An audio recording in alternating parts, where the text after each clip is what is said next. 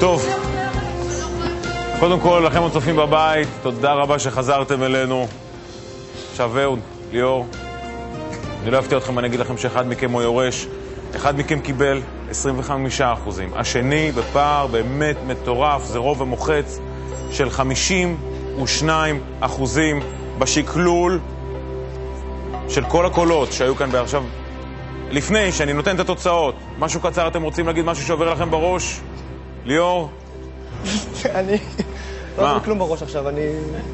לא עובר לך שום דבר בראש. אני רואה את המחשבות שם, זהו, אני לא עובר לו כלום בראש. ואצלך יש משהו, אהוד? רק תודה ענקית, מה שלא יהיה, זה הפרס הכי גדול, החברות שיצאנו פה, באמת. טוב.